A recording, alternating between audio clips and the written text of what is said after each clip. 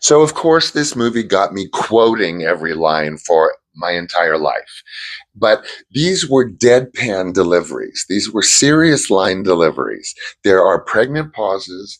There's quietude. The timing is impeccable. And it's just hysterical. This movie floats like absurdity into every room, and it just sits there quietly waiting. I mean, if it had a laugh track with all that quietude, you wouldn't be able to hear the lines. And they give these like pauses, kind of like you do on stage between gags, so that you can like recover from that gag and then see Cloris Leachman come in like, from another dimension. Okay. Frau Blucher, every time they say her name, as you may know, the horses go crazy. No matter how far into the house they are, they hear her name, the horses go crazy. So there is this, like, this Gene Wilder's like in a constant state of panic, but like this absurd panic. And then we have Terry Garr, who plays kind of the love interest, like Ditzy, but she is so controlled about her humor. There is nothing obvious about the humor in this film. And then, like I said, Cloris Leachman is just like in another universe in this movie.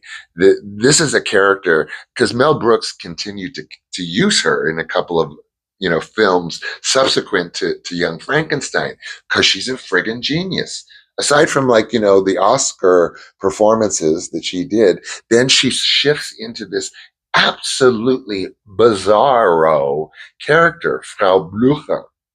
And then, and of course, Kenneth Mars is in this film, who is an absolute genius.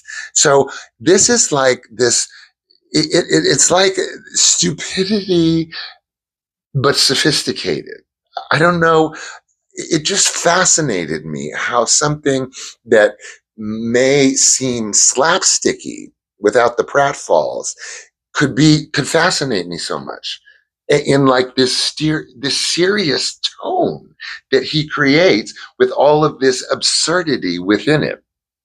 Absolute fascination for me, like beyond. And in fact, this absurdity, this variety of absurdity, literally taught me my own sense of humor. And I am not kidding you. It is this sincerity of the deliveries trapped inside of all of this madness that's going on with the monster and just the storyline. Forget it. The whole thing. I think that my life, is the equivalent of Young Frankenstein, but much lower production value. Okay, thanks for my rambling about my first movie, really, to appreciate, because Cabaret was only the first one I saw. This one was indelible to my brain. So I appreciate you tolerating all of this.